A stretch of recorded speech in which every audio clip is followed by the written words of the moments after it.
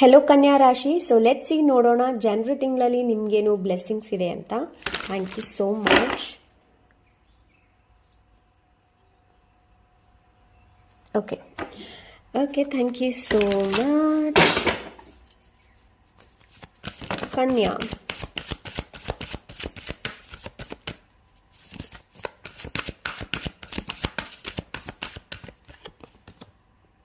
The silence.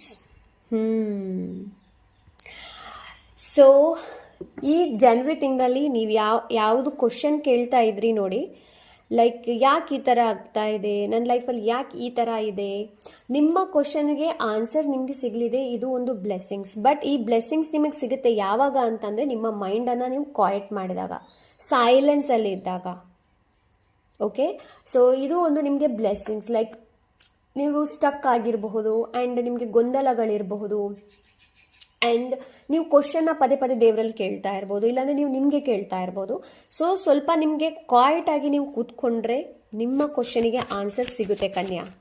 Okay, so let see ಇನ್ನೊಂದು blessings ಏನಿದೆ ಅಂತ ನೋಡೋಣ. Thank you so much.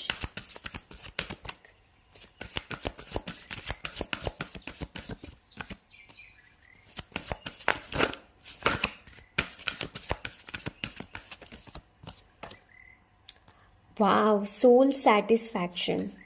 Beautiful beautiful. ಈ ಮಂತ್ ಬ್ಲೆಸ್ಸಿಂಗ್ಸ್ ಏನು ಅಂತಂದರೆ ನಿಮ್ಮ ಸೋಲ್ ಏನಿದೆ ನೋಡಿ ಸ್ಯಾಟಿಸ್ಫ್ಯಾಕ್ಷನ್ ಆಗುತ್ತೆ. ಓಕೆ, ಸೊ ನನಗೆ ಇಲ್ಲಿ ದೊಡ್ಡ ಒಂದು ಬ್ಲೆಸ್ಸಿಂಗ್ಸ್ ನಿಮ್ಗೆ ಕಾಣ್ತಾ ಇದೆ. ಏನು ಅಂತಂದರೆ ಯಾರಿಗೆ ನಿಮ್ಮ ಲೈಫ್ ಪರ್ಪಸ್ ಗೊತ್ತಿಲ್ವೋ ನೋಡಿ, ಅವರಿಗೆ ನಿಮ್ಮ ಲೈಫ್ ಪರ್ಪಸ್ ಏನು ಅನ್ನೋದು ಗೊತ್ತಾಗತ್ತೆ. ಸೊ ಇದರಿಂದ ಏನಾಗುತ್ತೆ ಅಂತಂದರೆ ನಿಮ್ಮ ಸೋಲಿಗೆ ಒಂದು ಸ್ಯಾಟಿಸ್ಫ್ಯಾಕ್ಷನ್ ಅನ್ನೋದು ಸಿಗುತ್ತೆ.